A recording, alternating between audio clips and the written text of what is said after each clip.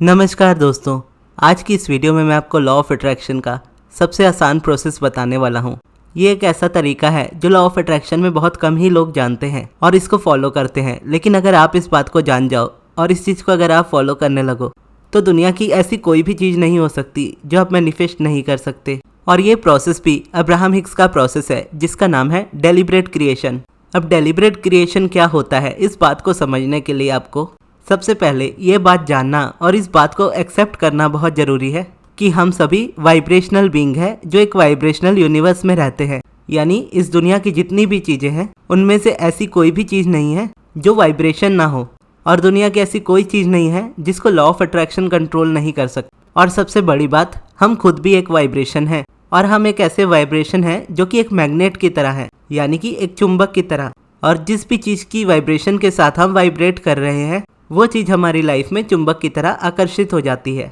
इसका सिंपल ये मतलब निकलता है कि हम सभी अपनी लाइफ के क्रिएटर्स खुद हैं। हमारी लाइफ में कोई भी एक्सपीरियंस, कोई भी चीज़ हमारे इनविटेशन के बिना हमारी लाइफ में नहीं आ सकती। इसका मतलब ये निकलता है कि हम सभी अपनी लाइफ के क्रिएटर्स खुद हैं और हम जैसा चाहे अपनी लाइफ को वैसा क्रिएट कर सकते हैं। और जैसा कि मैंने कहा कि हम सभी खुद वाइब्रेशन है और हर तरह के एक्सपीरियंस और चीज़ों को हम खुद अट्रैक्ट करते हैं, तो बहुत से लोगों का ये क्वेश्चन हो सकता है कि उनकी लाइफ के एक्सपीरियंस को वो देखें और एक जनरल सा क्वेश्चन उनके लाइफ में आए ये चीज़ देखकर, यानी करंट रियलिटी को देखकर या किसी पास्ट की चीज़ को देखकर, और वो ये क्वेश्चन करे कि पास्ट में मेरे साथ या इन प्रेजेंट मेरे साथ कुछ ऐसा हो रहा है जो कि बहुत बुरा है, लेकिन मैंने कभी उस चीज़ के बारे में नहीं सोचा। तो अगर हम वाइब्रेशन है, अगर हम क्रिएटर्स है, तो वो चीज़ कैसे हमारी लाइफ में अट्रैक्ट हो रही है जब हम उस चीज़ को अट्रैक्ट ही नहीं कर रहे हैं। तो इसका आंसर ये है कि लॉ ऑफ अट्रैक्शन में फीलिंग्स को सबसे ज़्यादा देखा जाता है। जब आप इस धरती पर जन्म लेते हो तो आपको बोलना या बात करना नहीं आता, सिर्फ आपकी फीलिंग्स होती है। आप रो के, हंस के अपने अराउंड लोगों को बता पाते हो कि क्या आप चाहते हो और दूसरों के इमोशंस को भी सबसे पहले समझना स्टार्ट करते हो।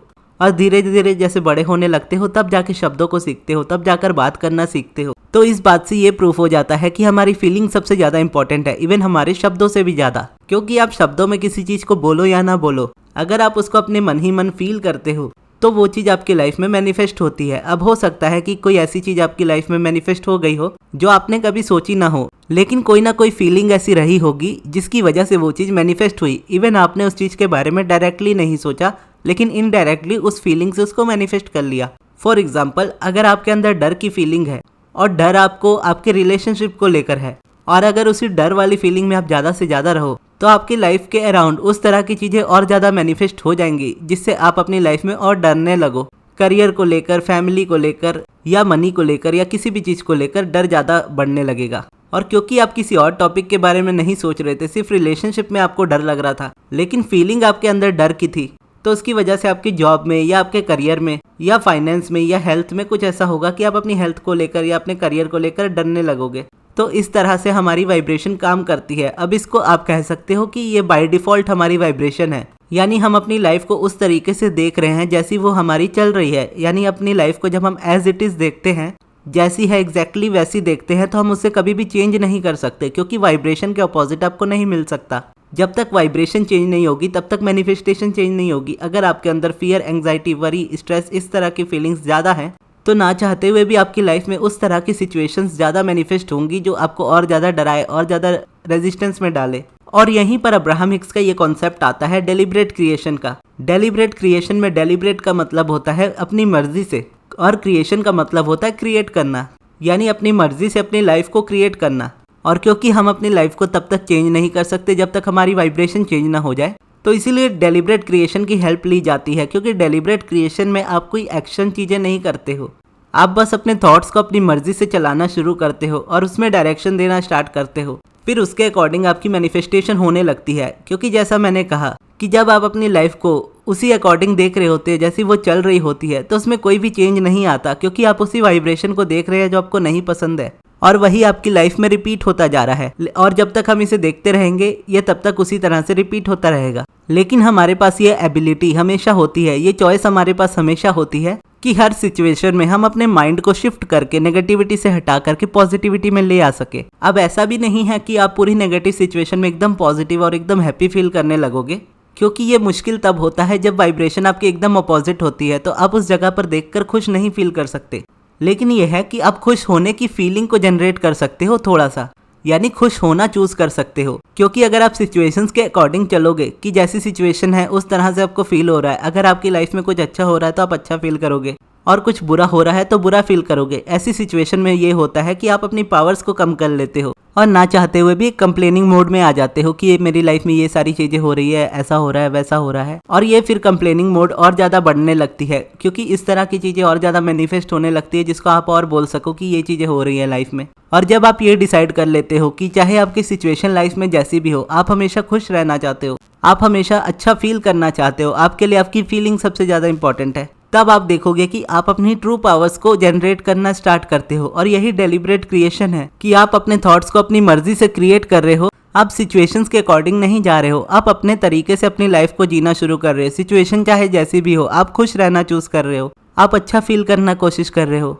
आप किसी दूसरे पर्सन को अपनी लाइफ में ये हक नहीं दे रहे हो कि वो पर्सन आपको बुरा फील करा सके। आप इस बात के लिए अपनी जिम्मेदारी खुद ले रहे हो कि आपको खुश रखने की जिम्मेदारी आपकी खुद की है। और जैसे आप डेलिब्रेट क्रिएटर हो, दुनिया का हर एक पर्सन उसी तरह से डेलिब्रेट क्रिएटर है। ना तो वो आपकी खुशी और आपके दुख का जिम्मेदार है, ना ही आप उसकी खुशी और उसके दुख के जिम्मेदार हो। डेलिब्रेट क्रिएशन का मतलब ही यही है कि आपकी जिम्मेदारी हमेशा आपकी है, आपकी फीलिंग्स और आपके इमोशंस हमेशा आपके हैं और आपको उसको चूज करना है कि कैसे आपको उसको जनरेट करना है। और जब आप ये चूज कर लेते हो और ये जिम्मेदारी ले लेते हो कि मैं अपने आप को खुश रखने की जिम्मेदारी मेरी है, अच्छा फील करने की जिम्मेदारी मेरी है, मेडिटेशन करने की जिम्मेदारी मेरी है, पॉजिटिव एस्पेक्ट्स लिखने की या ग्रेटिट्यूड वॉक करने की जिम्मेदारी मेरी है, और अपने इमोशंस को भी पूरी तरह से एक्सेप्ट करते हो कि आपके नेगेटिव थॉट्स भी और नेगेटिव फीलिंग्स भी बुरी नहीं है, क्योंकि आपके नेगेटिव थॉट्स और नेगेटिव फीलिंग्स एक इंडिकेशन होते हैं कि आप किसी ऐसी चीज पर फोकस कर रहे हो जो आपको नहीं चाहिए। आपको नहीं चाहिए इसीलिए उसके बारे में सोचते हो, आपको बुरा फील हो रहा है।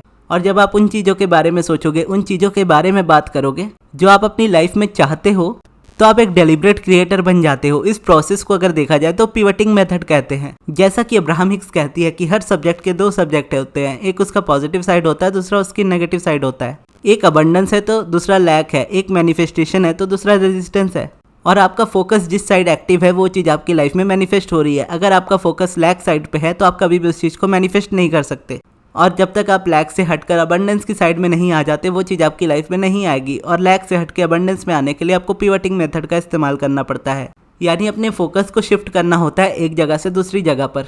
जैसे जब आप किसी चीज़ की बात करते हो, फॉर एग्जाम्पल मनी को लेकर अब्राहम ने इसे बहुत अच्छे से समझाया, तो मैं मनी के एग्जाम्पल से आपको बताता हूँ कि जब हम चाहते हैं कि मेरी लाइफ में पैसा हो और हम डिज़ायर करते हैं कि मुझे मेरी लाइफ में पैसा चाहिए, तो यूनिवर्स कहता है कि आप इस जगह पर फोकस रखो, आपको पैसा मिल जाएगा, क्योंकि ये अबंडेंस वाली साइड है। लेकिन क्योंकि हम डेलिब्रेट क्रिएशन को अच्छे से नहीं समझ पाते, इसकी वजह से ना चाहते हुए भी अनजाने में लैक की फीलिंग में आ जाते हैं। और उसकी वजह से जब लैक मैनिफेस्ट हो रहा होता है तो हमें पता नहीं चलता कि वो चीज़ कैसे मैनिफेस्ट हो रही है। जबकि हमें ऐसा लगता है कि मनी को लेकर हम बहुत पॉजिटिव सोच रखते हैं या पॉजिटिव फीलिंग रखते हैं, लेकिन उसके बावजूद भी वो चीज़ हमारी लाइफ में मैनिफेस्ट नहीं होती। जबकि होता ये है कि जब हम बात करते हैं कि मुझे मेरी लाइफ में पैसा चाहिए, तो उसके बाद हम अपने फोकस को वापस से रियलिटी में ले आते हैं कि मुझे मेरा पैसा तो मेरी लाइफ में चाहिए, लेकिन मेरे पास जॉब नहीं है, इसकी वजह से मुझे पैसे नहीं मिल रहे।